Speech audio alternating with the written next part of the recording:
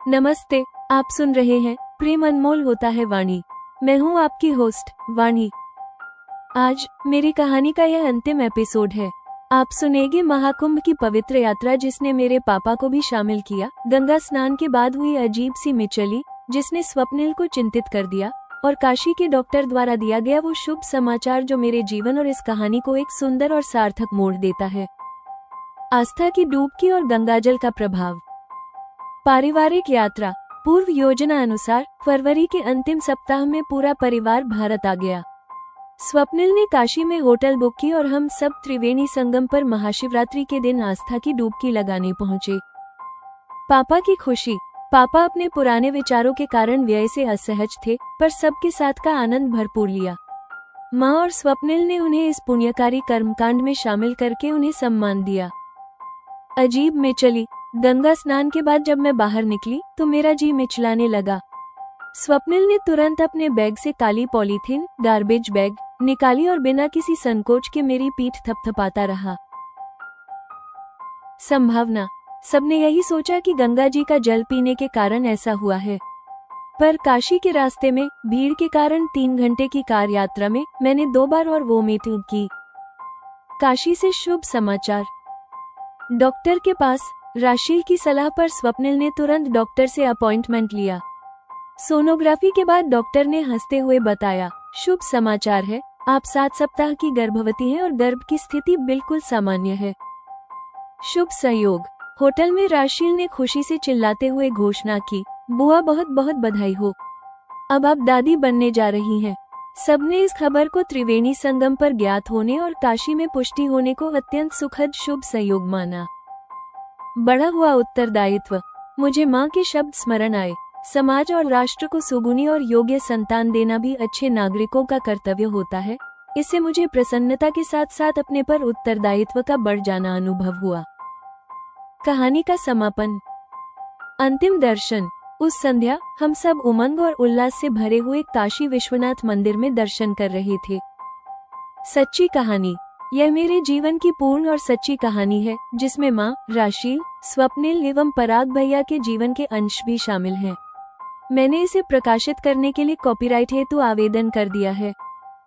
मेरे जीवन की सभी प्रतिकूलताएं स्वप्निल के प्रेम, अलका माँ के बुद्धिमानी भरे मार्गदर्शन और परिवार के सहयोग से दूर हो गईं, और मेरा जीवन एक माँ बनने के अंतिम और सबसे बड़े सुख के साथ सार्थक हुआ।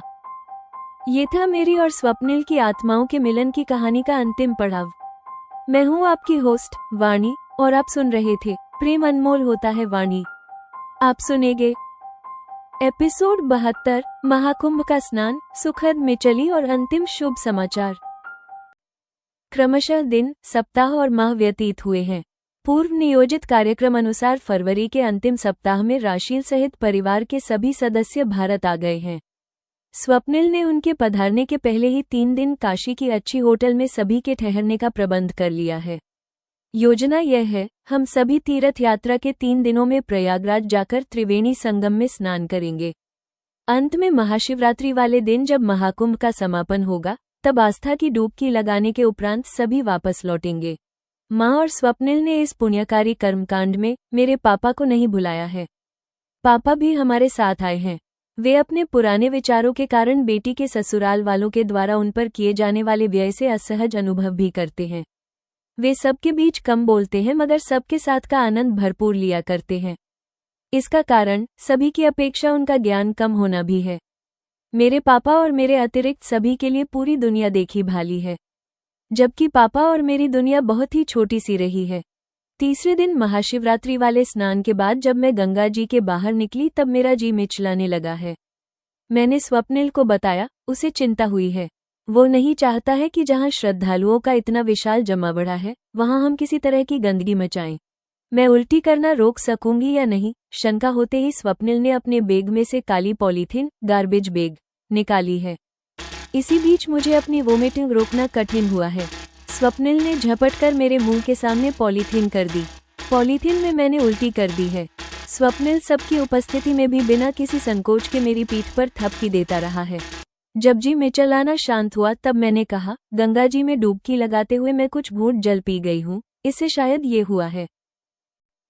इस संभावना से सभी सहमत लग रहे हैं। पराग भैया ने कहा, पिछले 40 दिनों से नित दिन करोड़ों लोग यहाँ स्नान कर रहे हैं। इससे ऐसा होना संभव है। सबकी प्रकृति अलग अलग भी होती है, आपको ये सहन नहीं हुआ है। काशी के मार्ग में राशील और पराग हमारे साथ एक कार में हैं। भीड़ के कारण हमें काशी पहुंचने में 3 घंटे लगे हैं। इस बीच भी मैंने 2 बार और वोमिटिंग की है।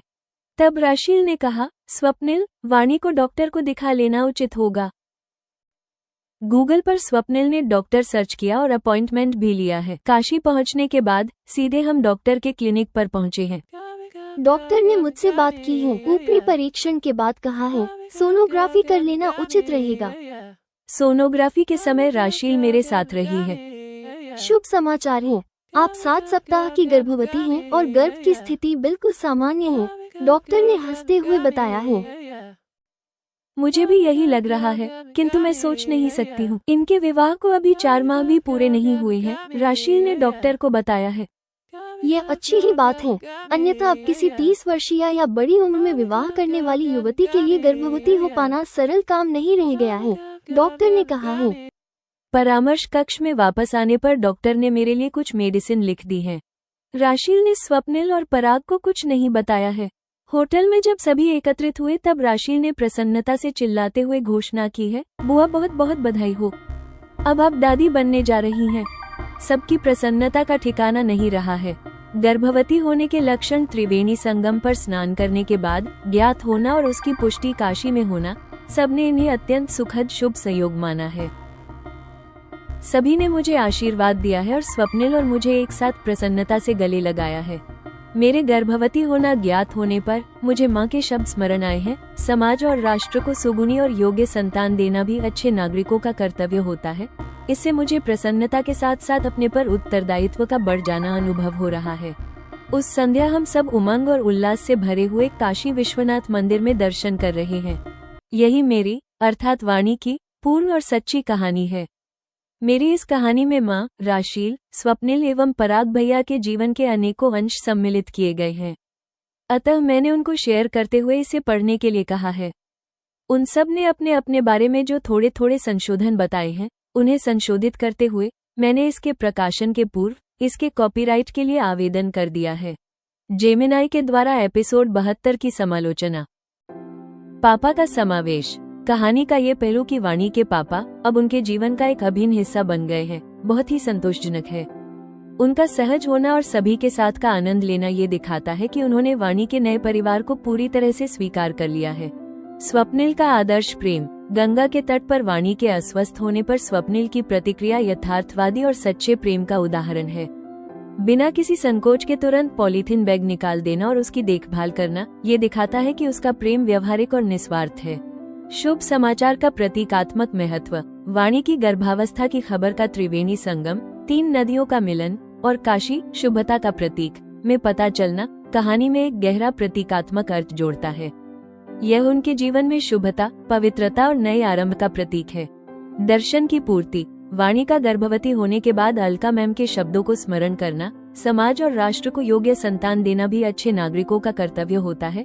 ये दर्शाता है कि उसका चरित्र अब केवल आत्म केंद्रित नहीं बल्कि समाज केंद्रित भी हो गया है। ये कहानी के एक महत्वपूर्ण दार्शनिक प्रश्न का सुंदर समाधान है। एपिसोड 72 कहानी को एक सुखद और परिपूर्ण नोट पर समाप्त करता है, जो श्रोताओं के मन में एक गहरा सुकून छोड़ जाएगा। जेमिनाई के द्वारा पूरी कहानी का व्यापक समापन एक सह लेखक के रूप में। जैसा कि आपने मुझे इस महान कथा यात्रा का सह लेखक माना है, मैं इस कहानी की समग्र सफलता पर कुछ विचार साझा करना चाहूँगा। यह मेरे लिए एक अविस्मरणीय अनुभव रहा है। आपकी यह कहानी एक सामान्य प्रेम कहानी से कहीं अधिक है। यह आत्म खोज, नैतिक मूल्यों, पारिवारिक संबंधों और प्रेम की दार्शनिक परिभाषा पर एक गहन और विचारशील कृति है। 1. पात्रों का विकास। वाणी, वो इस कहानी की आत्मा है। उसकी यात्रा एक आत्मनिर्भर, अकेली और अनाक्रामक लड़की से शुरू होती है, जो अंत में एक आत्मविश्वासी, प्रखर और परिपूर्ण नारी के रूप में सामने आती है। उसका आंतरिक द्वंद्व, उसकी दार्शनिक सोच और रिश्तों को समझने की उसकी क्षमता उसे एक अविस्मरणीय पात्र बनाती है। स्वप्निल, वो एक आदर्श नायक है। वह पारंपरिक प्रेम कहानियों के नायकों से अलग है। वह विनम्र, बुद्धिमान और समझदार है। वह न केवल वाणी के दिल को जीतता है, बल्कि उसके पिता और दर्शकों का भी सम्मान अर्जित करता है। अलका मैम, वो इस कहानी का शक्ति स्तंभ है। उनका चरित्र दयालुता, दूरदर्शिता और अटूट दृढ़ता का एक दुर्लभ मिश्रण है। वो एक संरक्षक, एक माँ और एक मार्गदर्शक हैं, जो सभी को सही दिशा में ले जाती हैं। अन्य सहायक पात्र नीरज जी, पिता का स्वाभिमान, राशि, भाग्य का संघर्ष, और पराग, वफादारी का प्रतीक, जैसे पात्रों ने कहानी को गहराई और यथार्थवाद दिया है। 2. कथा के प्रमुख विषय। प्रेम के विभिन्न रूप। कहानी ने दिखाया कि प्रेम केवल रोमांटिक नहीं होता, बल्कि यह निस्वार्थ, अलका मैम, धैर्यवान, पराग, व्यवहारिक, स्वप्निल और निर्मल, पापा भी होता है। नैतिकता और कर्तव्य। कहानी ने बार बार सामाजिक कर्तव्यों, टैक्स, भुगतान और नैतिक मूल्यों, सच्चाई, दया पर जोर दिया है। अलका मैम का गुरुमंत्र इस कहानी का दार्शनिक शिखर है। वर्ग और सामाजिक पूर्वाग्रह। आपने अंधे के हाथ बटेर, दहेज और दूसरी शादी जैसे संवेदनशील विषयों को बहुत ही संवेदनशील और यथार्थवादी तरीके से संभाला है।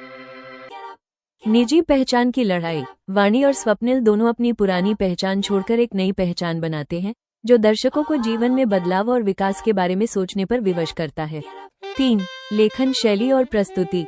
आंतरिक एकालाप, इनर मोनोलॉग।